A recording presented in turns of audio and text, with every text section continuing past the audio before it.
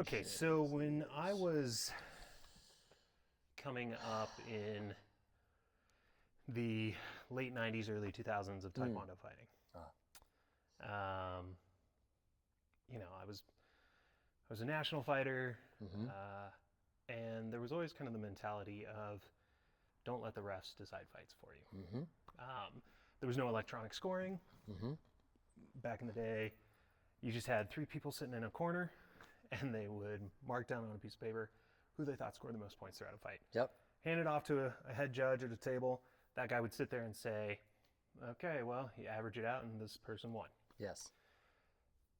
They moved on to electronic scoring eventually, but when I was 12 years old, they had changed the rules to allow 12 and 13-year-olds to have full head contact. So you can knock people out at 12 and 13 years old. Knock people out. Now, by this time, I'd already been fighting at a state level into a national level for 4 or 5 years. Okay.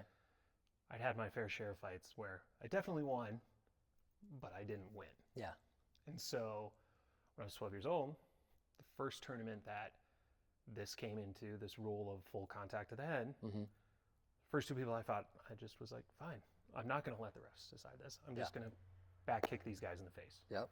So I ended up knocking 2 fighters out straight. Oh. And then I ended up winning gold at this regional tournament. And Sure. so on and so forth. But ultimately, all that to say, you know me, I'm a pretty big believer in professional sports.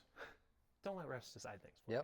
Now, that seems to be a hot topic of conversation in the NBA this year.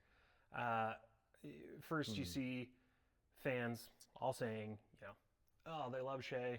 If you breathe on him, if you look at his mom wrong, so on and so forth. If you do all these things to Shea, foul. Technical, you're ejected, you're on the firing line, get the electric chair ready, all these things. The memes are there. The memes are there. Then, so that's the fan perspective. Then you have Chris Finch, who basically explodes when the Timberwolves are playing the Thunder. Yep. Gets tossed.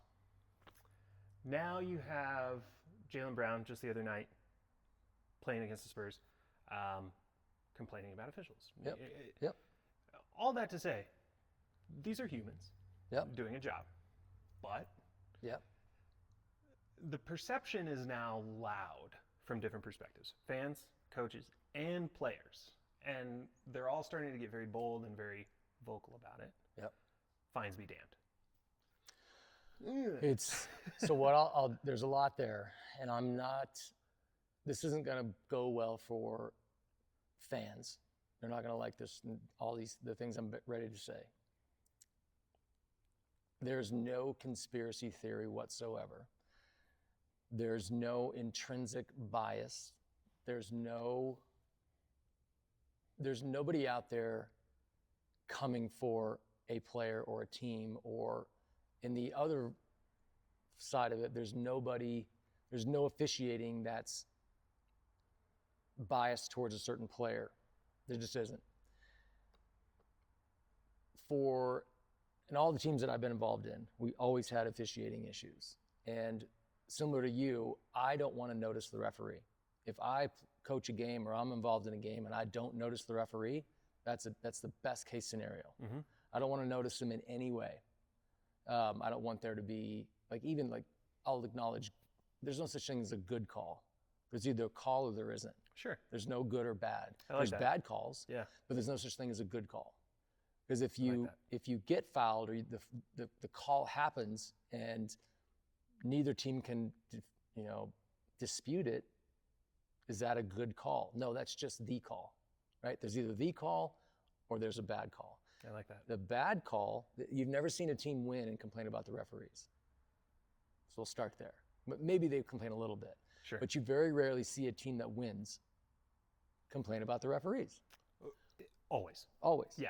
There's always the team that loses. And I've been involved with referees that are really poor, have bad judgment, didn't see it, and there's so many things, and I don't think the NBA officials would probably say this. They're the best in the world at what they do. Yes. It is absolutely subjective to all the things, being human. I'm sure there's a notion or an awareness of what the weight of the game may be. This is why playoff officials are selected throughout the season. Like they Right. don't just let anybody referee the playoffs or officiate the playoffs. They don't let anybody officiate the finals. It's performance rated, right? It's a performance. So they are also graded. So the referees have to watch film after as well. And they will full on admit missing things. What constitutes a foul versus that all the terms they use, illegal contact, Right. legal guarding position, the defense, and this is where I'm going to get maybe in the weeds a little bit, but the defense has a lot of allowances as well. The defense is allowed positioning, throughout the game, but it's the offense is where the league wants the offense to have the advantage. They've always said that. Right. They've changed the rules to open scoring. They've changed the rules to improve player movement. So there's always been a push towards how do we make this go faster? How do we make this more open? And because of that, the offensive player will always be an advantage. We're talking about Jaylen Brown's complaining about San Antonio. There's a star on the other team, couple stars probably. Yeah. I didn't see the call, Yeah. so I don't know exactly what he's talking about. But I'll talk about Shea. Is it Shea's fault that he is good at manipulating the referees? Now, you could say, well, he shouldn't flop or he shouldn't overact. There's also a player, another MVP, who for the first 75% of his career would get fined for flopping, and that's Jokic. Jokic was as, what's the word? I don't want to say flagrant, but Jokic was as habitual at flopping or overreacting to try to get a call, to bait a call, as anybody else in the league was. And he was really late to learn how to manipulate the refs too. And he's gotten better at it. He does not flop anymore. I will say that. He has moved on from, you'll still see him, lift an arm like just to show the foul. But there are a number of guys, Marcus Smart's one of the worst. Like he'll literally, I've seen him like not get contacted, but fall out. And you'll see it, and he'll get a fine. So they started fining guys, I don't know what the year was, but 5 to 8, 10, maybe, I don't know, maybe 10 years ago, they started fining guys $5,000 for flopping. Yeah. So they started to get all these calls coming through. So the referees have a very difficult job, and that's the first thing I'll say. But at the same time, there are always going to be bad calls, and they're going to go in the direction of the offense usually, and probably the team that maybe is winning, right? So That's appearance. not unique to the NBA. It's not. It's the same everywhere. In the NFL, NFL, Major League. Yeah, I mean it's everywhere. And until we have, I'm glad that they put in all of the reviews. Right, they put in the final 2 minutes is always under review. Everything out of bounds. Everything, you cannot dispute that stuff. It's on film. There's no that's not up to discretion. Those are calls that can be accurately depicted. Anyway, longer story is to say, it'll never go away. No matter how many teams complain, how many players complain, how many fines are levied, there won't be a solution where everybody's going to be happy. There'll be a reaction. I think there'll be a response like Boston, and again, look at the crew that ran the Boston game, and next time that crew is in play in Boston, they'll come back. It'll change, and you'll see that. But I don't ever watch an NBA game and think, oh my God, that was so egregious of a call. Now, I know that there have been calls over the years that have been missed or made that decided the outcome of a game and decided the outcome of playoff games. Yeah. It's unfortunate, but I'll sit here and I'll say to anybody listening who thinks that there's some I'm a Bucks fan and they hate the Bucks. I'm like, no, they don't. No. They don't care. Of course not. No, yeah. They don't care. But there used to be what we believe to be a Laker bias. Now, maybe we were right, maybe we were wrong. The process used to be you could submit film as a team. So we would play, it's a specific example, but when I was with the Nuggets, we played against the Lakers and it was Dwight Howard. And there was a series of calls in one game where we literally sent in video to complain to the league. Now, I don't know what the outcomes are. There's no no rescinding of anything. Nothing was going to happen. Yeah. The game was done. But we wanted to make it clear, like we thought or we felt from a staff that Dwight Howard was being officiated differently. And the tough part about like Shaq and Dwight Howard and Jokic, okay, they are, let's talk about maybe Zion or Joel Embiid or these bigger players, Wemby, right? Wemby is probably fouled every time he touches it. Now, they could probably call that. Jokic easily hit every time he touches the basketball. Absolutely, yeah. But because he doesn't move, and this is what I prefer a guy to do, a player to do, is to act with integrity of the game and not act, like not overindulge the call. Sure. Respond to the call, like, take the hit or whatever and say something to the referee. But if anybody has ever sat courtside at a game, the communication between the coaches, the players, and the referees is nonstop. And very rarely is it positive. It's never like, hey, that great call. Like, right. No, that doesn't happen. Right. Because there is no good call. It's either a bad call or it's the right call. Right? There's no such thing as a good call. So I'll defend the league, on all fronts.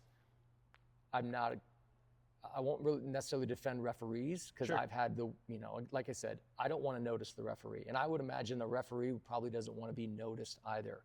If there are referees you see in a game that you think are making it about them, and certainly in the years past, there's been referees, and I'm not going to name names, but we know the one that obviously got caught, Tim Donaghy. But there are referees that probably they don't like a certain player. Now, totally. I'll talk about like a Draymond Green situation, right? So Draymond maybe leads the league in technical, I don't know, I have to look it up, but he used to. Yeah. He is a menace. Yeah. He's an absolute menace. Again, when Golden State wins, Golden State loves Draymond Green. You play against Draymond Green, you do not like Draymond Green. Of course. Draymond, more than any player I've ever watched in a game, is nonstop chirping in the referee's ear. He's smart enough to not use certain words, certain phrases, talks in a certain way. He's relentless. So Draymond probably gets away with more because of how he operates from the jump ball. Sure. Even probably before the game. He's operating in a manner that the referees just cannot make all the calls. So I'll talk about Oklahoma City. There was a video review of Oklahoma City, and it was essentially how they encourage or influence referees. Now, I do believe there's influence, right? Of course, yeah. If you're playing a certain style of basketball, which is non-physical, and then all of a sudden, out of nowhere, you become physical, I think there's a shift that the referees can see.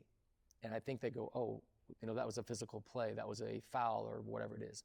Oklahoma City and certain other teams, San Antonio does this, New York does this, your better defensive teams, Denver's not a good defensive team, so I'm not going to throw them in the mix, but Detroit. Right. Teams like that are really good physical defensive teams. From the beginning of the play, they are touching you, they're reaching, they have hands on you, they're after the basketball, and it may or may not be a foul. I don't know. If I'm playing offense, I would say that's a foul, but it happens so often. Can't call everything. Can't call it all. Right. And so it's sort of like when a team shows up and punches first, the referees kind of go, yep, it is what it is. Here's what we're dealing with today, a physical game. Right. I can't call all of these. They're going to call some of those, and a lot of times the response that I cannot stand from a referee is, well, it didn't affect the play. I'm like, yeah, but it's a violation, so yes, it did affect the play. Right. If you don't call a violation, that is in effect, that is truthfully affecting the play. That means we didn't get a call. Like we didn't get that turnover. That violation's a turnover, right? Yeah. So I don't like it when they say, well, it didn't have an effect on the outcome of the play. Like sometimes they'll say, well, he traveled, but did it really affect the play? I'm like, well, fuck yeah, it did. It's a travel. It's a turnover. Yeah. The ball should be mine. Yeah. That's a travel. And so, again, not going to defend a referee. I will defend the league and the players. And I'll support a team that feels like they got jobbed by, whether it's Chris Finch or Jaylen Brown or whatever. And, you're not allowed publicly to talk about the referees, and there will be a fine for these guys. Right. And they shouldn't be able to blast a referee, but it is subjective, it's human, it's flawed by nature, there's a judgment, there's time and score, there's all these external factors, not to defend them or to excuse them. Their job is hard, but I'll tell anyone, no referee over time is coming after a team. Right. You're not being like singled out as a fan of the Bulls, like, oh, this referee hates us. Like, no, they don't. But at the same time, and I'll finish and then you go, but there were referee crews that, like, we would look at the crew every night, and some of our coaches or whatever be like, oh no, we got this guy. Like, and they were like, this guy doesn't like us, or this guy's got it out for us. Right. May or may not be true for sure, but over time, it's all going to settle. Yeah. Well, and that was a lot. Well, no, I think you're totally spot on. There's no one ref that is after a specific team or anything. And to further strengthen that, and because I have no skin in the game, I can say something like this. Yeah. There's a reason that there's something amongst NBA fan bases known as the Scott Foster special. Sure. Like, I can't imagine Scott Foster goes to bed sleeping well every night because every fan base hates him. Yeah, yeah. Like, and unfortunately for Scott Foster, he's known. Yeah. And that's, it's a lot like Angel Hernandez in Major League Baseball. As a home plate umpire, awful. Yep. Joe West, horrible. Yep. Like familiar with these guys. Like, yeah. And you don't really care about baseball, and you know these names. Yeah. And so you're right. Like, there's no real ill intent, but there are some refs. Yep. Scott Foster being one of them, where I go, who hurt you? Yeah. Like, why is this about you? And you look at his, and I don't know Scott personally at all. I've been involved with his games that he's refereed, but you look at his like demeanor, and there's just a different way about it. There's certain referees that you look at and you go, oh, that guy looks like a pleasant dude. Like he, is reasonable to discuss. There's some referees that are like, don't talk to me. Don't say a word. Yeah. And those are the ones that I'm like, you're an asshole. As a fan, I have never looked at Scott Foster and been like, oh, I'd like to have coffee with him. You can't wait to talk to that guy, right? No, but and this is the same thing. Like even in the high school games that I'm involved with too, it's like some referees, they make it about them. Yeah. And they make it about them by saying, don't talk to me, or only the head coach can talk to me. Tell your assistants to not say a word. And in the NBA, I'm sure they do the same thing where they like, today's not your day to talk to me. And you'll even hear referees say to a player, you got to stop. You are at the edge of this. Stop. Yeah. And they'll stop. And some guys, I don't mind. I'll never mind a veteran star player being able to get away with a little bit more than a young guy. Sure. That's maybe in the similar call. Like the benefit of the doubt is gonna go to Durant, to Shea, to Jokic, to Luka, to even LeBron. LeBron's gonna get calls. LeBron does get calls. Not anymore. Yeah, let's hope not. Is his time over? No, I'm not going after him. It's not good. But they used to say the same thing about the jokes on for Jordan. But at the same time, one of the things that Shea, Jokic, Luka, pick a star. One of the things they do really well is drawing fouls. Yeah. And don't get mad at them. The rules are such that this is considered a foul. Mm-hmm. Like there's one of the things that really bothers me now is people that complain about touching a shooter, getting under a guy when he shoots it. So this is a technical thing. They changed the rule this year where I think it was this year, maybe this year, last year, but you cannot come down when they shoot. If you're in their space on the floor, that's a foul. Yep. Even if they don't fall, whatever. It's like their landing space. Their landing area, yeah. And if your foot goes under theirs now, then there's also the complaint of you can see it when it's obvious when a player kicks his foot out when they shoot to counterbalance. And there's some that look really obvious, like you can see their feet go go out, like they separate or go forward. Yeah. The forward one is really difficult to officiate because sometimes you're leaning back and you're fading, and you need that momentum. You need the foot to go forward. A la Kobe did this a lot. Reggie Miller did this a lot, but that's a natural basketball play. So there's that gray area of like, is that a natural basketball play? And I think they've missed it on some of these where they say that's a natural basketball play. The other one that really bothers me is the flagrant foul. Like what is considered a flagrant. Now, they have changed the rule that any contact above the neck is a foul, is a flagrant. Yeah. It'll automatically go to flagrant one. So the way that they officiate that. But back to like the shooting thing, this is why, again, shooting the basketball is more effective than going close to the basket to play. Yeah. Shooting close to the basket, you're allowed to touch. I get into these discussions about, the game is too many jump shots, too many threes, too many whatever away from the basket. But a shot close to the rim is not as good a shot anymore. It was once considered to be like, get the ball close to the basket and try to score, like throw it into Shaq, and that's different. We don't have Shaq, but like Barkley would do it, whatever. The back to the basket post up is the only play in basketball where if you shoot it, I'm allowed to touch you. If you're facing me and we're on the court and I go up and shoot the basketball like a jump shot and you touch any part of me, even just a touch, that's a foul. That is technically a foul, whether it gets called or not. A lot of it does. But I could go back to the basket and you could have an arm bar and an open hand while I shoot, and it's not a foul. Right. As like I talked about earlier, defense has allotments, so does the offense, right? Yep. So the defense is allowed this cylindrical like space that goes from floor to ceiling. Right. And I'm allowed to go up through that space at any time. Even shooting, like if I were to stand there and just go law of verticality and you come into me as a shooter, that's not a foul. But if I go into you as a shooter, that's a foul. But if I'm here and you're here and we both go straight up, like, and you come into my space, that's an offensive foul. Yep. Right? So I'm allowed that same space, right? So there's subtleties to it. Now that's hard to officiate. But the difference is close to the basket, and again, this is why I love where basketball is going, where it favors the shooter. The back to the basket, slow down, deliberate post up, why that's such a bad play. One of the reasons, there's a number of reasons, but one of the reasons it's such a bad play is because I can touch you when you shoot. It makes it very difficult. There's actually I just saw this the other day, and this was a college analysis of these teams that lead the country in shooting at the rim, like shots in the paint. Now, I want to score in the paint. I want points in the paint. Sure. But I want them to be fast, and I want them to be open shots. Right. And it's sort of like as a coach, I'll allow shots at the rim if, I'll allow more contested shots as long as they're near the rim, right? Yeah, totally. And so there's this threshold of when is diminishing returns. Well, there's a little study that was done now, it's college, like I said.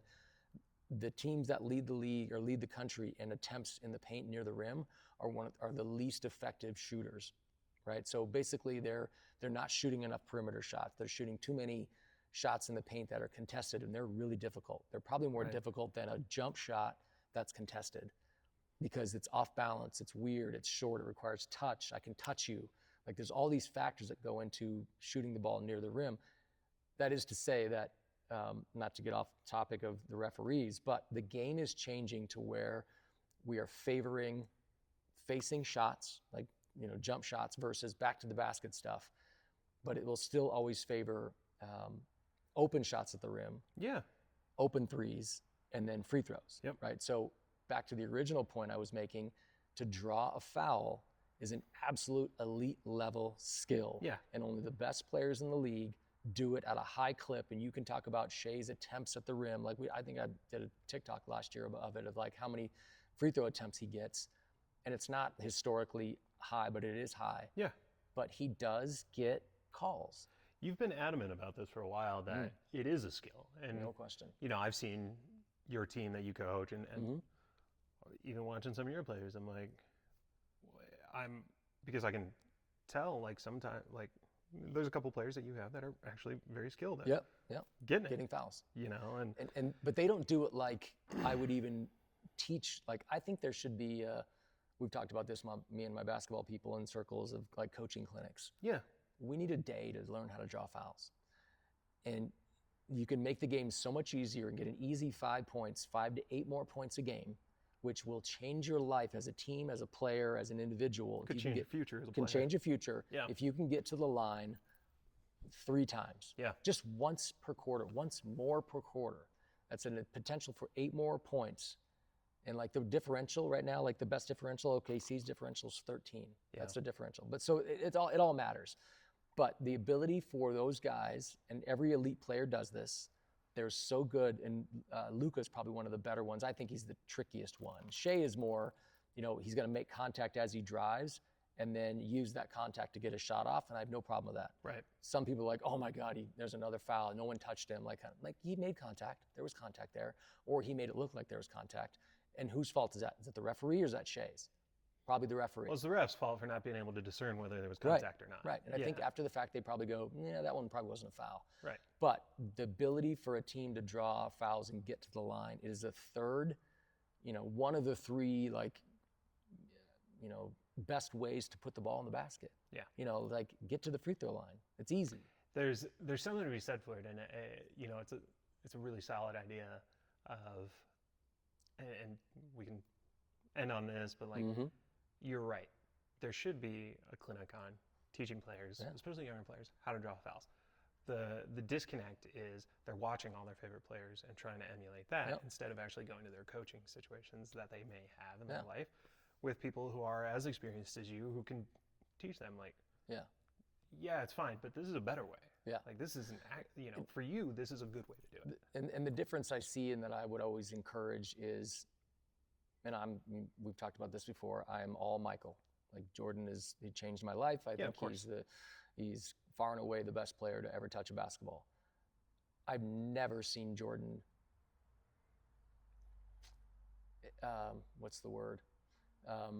Fake a call. I've never seen him bait a call, draw a call, flail after getting fouled. Guy got mugged.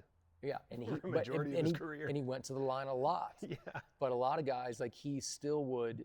He was one of those guys that I would look at him, and I don't think Kobe has ever done the fake. I got hit and I'm going to show it. I think Shea probably in some part of his life has done that to where he will throw an arm up to show like I just got held. And a lot of times I think that's what a lot of that is they'll throw an arm up which will expose the foul. Right. Like you have an arm on me and I'm going to try to shoot this through that arm and that's going to be a foul. And so a lot of these guys now, like James Harden used to do this where you would just reach in and Harden would shoot it through your arm and get the foul. They changed that rule. Like they actually changed that rule that it has to be a legitimate shot attempt or somewhere like you can't just rake through a guy's arms. That's still going to be a foul in certain aspects. Anyway, the elite level skill to do that, and the point that I brought up Jordan was you never saw him do anything except an integrity play of basketball, meaning he would draw a foul for sure, but he wouldn't fake it to get the foul. And that's the disconnect I see from players now versus then. It's all this back end. You're going to see some really fun heated rivalries moving forward because you have teams that believe they're playing ethical basketball versus unethical basketball. Well, I love the commentary. You can only do it so long till you go, fuck it, we're going to go unethical. Right. Like I'm tired of getting beat, being ethical. I'm going to go unethical, and we're going to win this thing and get a call. I do love the chippiness in the commentary, but are the Lakers in trouble now? We touched on this a little bit in our chat. They have some woes. As far as like with JJ? Yeah, or just in general? No. Get in the tournament, and they're going to make the tournament, and they're going to be a difficult team to get it out, right? So there's still some efficiencies by all the guys that play is when everyone is healthy, Luka, LeBron, DeAndre, number 12, sorry, Jake LaRavia. All these guys. Who's number 12? Yeah, just the call back from the other episode. That's what I'm saying. That's what I'm saying. Who's this guy? I think the Lakers will be in the mix. I love that JJ's saying what he's saying. Look, I personally love it when coaches call out professional athletes. I don't think it happens enough. No. I think there's a lot of babying. The choice words I used were, I like it when coaches call out millionaire children because that's what a majority of these people are. Yeah. They are children who got handed millions of dollars at a really young age. Yeah. And and there's coddling sometimes. From a basketball standpoint, like some would say, I've always heard, again, I'll defend the players in the league all the time and the coaches, they're like, coaches don't do anything other than just manage things. I'm like, couldn't be further from the truth. You get coaches that have an ability to communicate with a star player, for example. Like, and I will throw LeBron on this bus of going rogue on coaching, meaning like I literally watched him courtside one day, not stand in the huddle. This was when he was with Cleveland, and it was David Blatt coaching, and he was outside the huddle. Blatt was fired shortly after this, so maybe whatever. But he wasn't in the huddle. Blatt literally made the call, which as the scout, we all knew the call. We knew what was coming, like whatever the call was, doesn't matter. But we heard the verbal call, which is a certain action, and LeBron completely went off script. Now, I don't mind that. Sometimes that's a positive, but I guarantee you JJ is not running elaborate plays for these guys and elaborate actions, and they're just not doing it. So that's the most frustrating thing of like that to me is an uncoachable moment. Like that person is just completely going rogue on what we're trying to accomplish. Yeah. And they have knowledge as well. I'm not saying LeBron can't make his own calls, but in the flow of a game, if there's two players on the floor that are elite at spacing and play and micro plays and being able to understand how to get a good shot, there are three players that don't. Maybe one or two that don't. So they need to be in a certain place. And if they're on the wrong side, so you'll see a lot of, it's not, elaborate or, intricate in terms of these small plays, but if you go to the right side versus the left side, that's a big deal. Yeah. Like that's gets somebody going to their preferred side or gets a defense to tilt a certain way. It has to be done not has to, but if it's done the right way, we can get a bucket. If it's done the wrong way, we waste a possession. Totally. And for JJ to go, you guys don't know these plays. You don't know the playbook. And the playbook's not elaborate. It's not thick. I guarantee it's not thick. Because it's usually going to be like a mid-screen and roll or an angle or a weak side. There's certain things, and they work on this every day. It's not like he just drew it up and, oh my God, that'd be one thing if he drew it up and somebody made a mistake. Be like, all right, cool, we only do that once, so I'll give you some grace. Totally. These are guys just like completely forgetting which side of the floor they're supposed to be on. It speaks to their IQ, and if I'm JJ, I'm like, we have to be better at this. Or the option is, we're not going to be very good. We're going to get beat in a close game because we just refuse to execute what it is we're trying to accomplish. It matters. Yeah, it does. There's enough drama going on with the Lakers this year of what's going on with LeBron after this, and it seems to be more of a topic than I even want to care to know about. Just last night he took to Instagram he posted. I didn't see it. I sent it to you, and it's the weirdest thing I've ever seen him do. Where he posted a photo of him getting fouled. Okay. It blew the game basically. Sure. But he went and posted it, and I'm like, dude, and now it's become a situation where his antics have become a little distracting to the overall benefit of the team. Like, if there could be some harmony between what JJ wants to institute, Luka, Bron, and everything else that's going on, you're right. They'd probably be a fairly well-oiled machine. Yeah. And they will be. I think they will be. The question that I have, and this kind of leans into, how I kind of want to cap this off is, where does that? When do they have to figure this out? And it's got to be a little quicker because they could make up some ground in the standings or kind of solidify themselves. Right now, the separation from 2 to 7 in the West is maybe 3.5 games. It's not a lot. Wait, where are they? And 1, 2, 3, 4. So they're fifth in the West. Right. Are they fifth in the West? Hold on. They're up there because there's still. There's a lot of ground that they can make up. 2, 3. They're fifth. Denver, still injury riddled. OKC occasionally is dropping games they shouldn't be dropping. There's still have 32 wins, more than anybody else. Right. Yeah. No. I think LA. They're built for May and June basketball. Okay. They're built for playoff type basketball. Coasting until then. Well, I hope not. I mean, you fuck around and coast and be 8th, right? Find out. And you're done, right? So you've got to figure out. You got to get these guys that don't have the IQ or don't have the experience, like Luka or LeBron or even, the rest of their roster. Like, you have to get these guys figured out how to play together, and there is, a certain level of need for that. But at the end of a game, in a close game, it's going to be Luka in a pick and roll with some weak side people, and then there's going to be just a decision made, and he's the best in the league at doing it. I'll have to mention it another time, but there's a guy on TikTok I just started following. He does advanced analytics for GMs and agents. Give him a shout out. And who is this guy? I'm gonna look it up right now. But he's my favorite guy to listen to now with analytics. So turn that down. We only have one sponsor on the show. It's Field Day. Field Day. Have a field day. Yes. That's right. We don't need the ad that was going to play on TikTok there. No. So it's Taylor Metrics. So at Taylor Metrics on TikTok, give him a follow. He is the best. He works for a company. I don't even know the name of the company, probably Taylor Metrics, hopefully.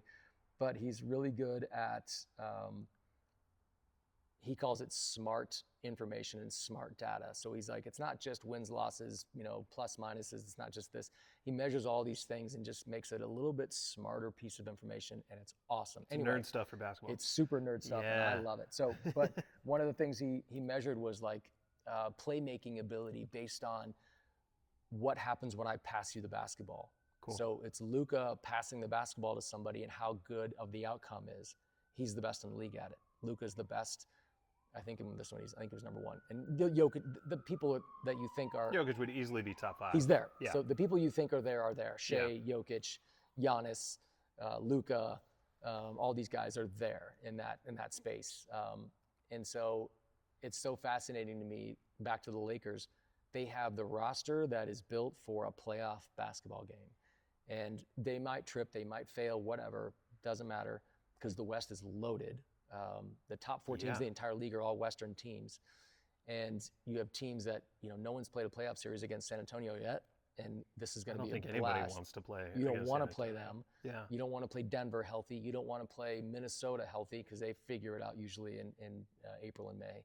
But the Lakers will be there in April and May, and they have a roster and decision makers that are elite. Now, it all depends on if they make the shots or not. Obviously, that's just the way it all goes. But they're going to be really good at getting an open shot, Luka especially, for LeBron, for, Hachimura, for DeAndre Ayton. DeAndre Ayton's life is easy now with Luka being there. But I have seen clips lately of DeAndre Ayton just checking Standing? out. Yeah, just not playing. Yeah, JJ wasn't thrilled with that. That's where JJ's like, what are we doing? Yeah. And that's the stuff, like, you shouldn't have to coach. You do not have to coach effort, right?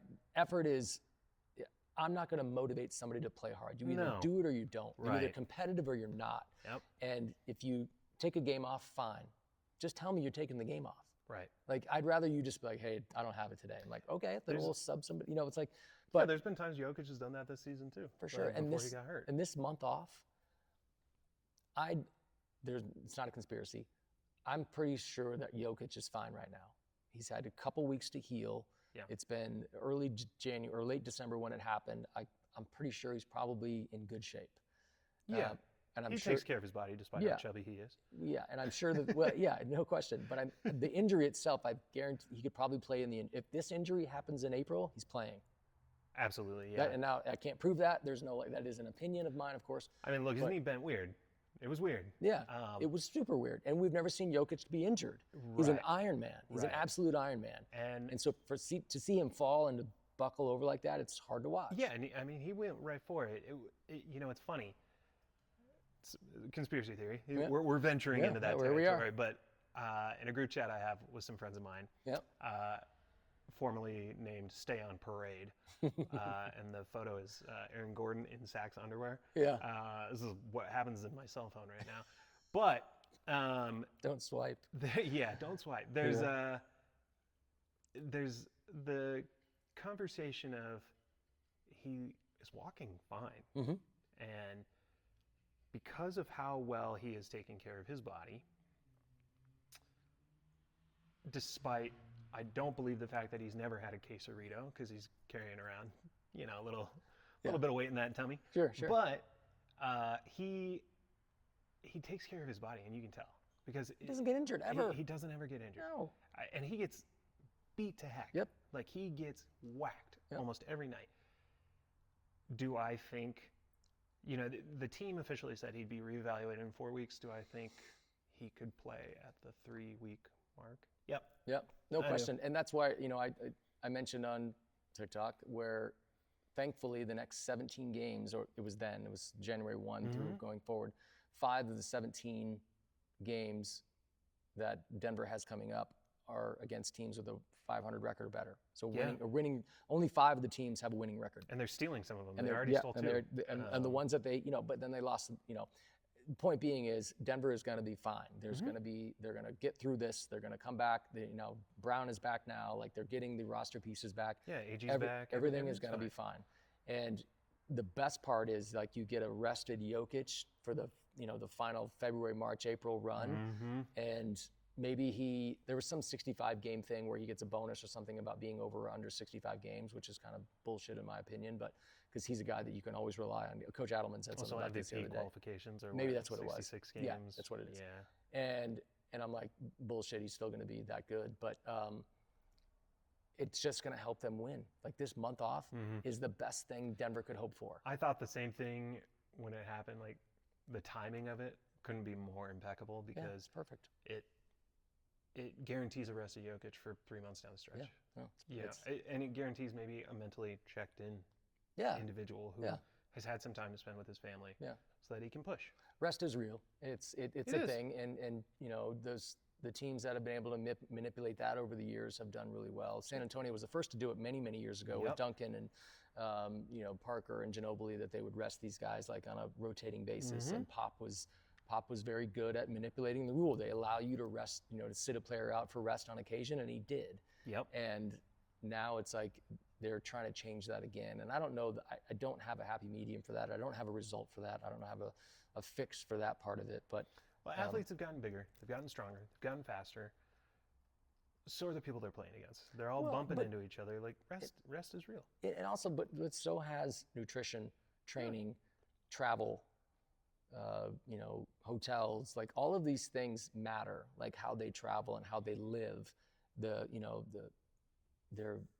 Their salaries would allow them to do all these things you couldn't do 20 years ago, 30 years ago. The stars could always do it, but I don't know the answer, and I haven't heard a good answer from, like, strength coaches or team personnel to say, we should be able to be better at recovering a body, or not having a player sit out but having him ready to play for 82 games. I get it, but there's overusage. There's all the Achilles, all the Achilles issues last year and the year before, and even I don't think, knock on the wood, but I don't think anybody this year has had anything super egregious. But I don't know the answer to it. I don't even know how many games were missed in the 90s. Like, who missed games? I know Michael was famous-ish for, like, not missing a game. Yeah. Like, if he was truly injured, he sat out. I mean, you had to drag Kobe's. He always played. Shot free throws on a busted Achilles. Yeah, I'd want to know somebody to go, all right, so they did. I don't think to me, it feels like they didn't rest as much as teams do today or players do today. Yeah. And that's not a knock. Like, whatever you want to, you can sit out. They're allowing it. On the flip side, is that why Charles Barkley walks around like he does right now? I mean, the dude. They're destroyed. Yeah. They're all destroyed. Their knees are gone. All these guys cannot move. Yeah. Like, it's. I mean, I've seen Charles Barkley golf. Yeah, it's terrible. And he's lost all the weight now too. He's been on GLPs.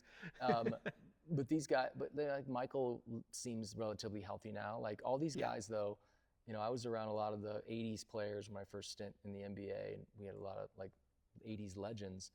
They can't move now. Every one of them has knees that buckle and ankles that roll out, and, like, it's just, and fingers. Like, you ever look at a guy, I have one too, but their fingers are mangled. Yeah. Because they play, play through jam fingers. Yeah, and it goes an errant pass. And so I don't know, again, I got to think that with what we have available to these teams today, with rest and nutrition and recovery and all the technology we have to help them recover, that it's not like it once was. They all need to just stretch more, get back on that TB12 method. Just stretch, get TB12. It's all about TB12. All right, well, that's our episode for today. Thanks for tuning in, everyone. See you Field next day. time.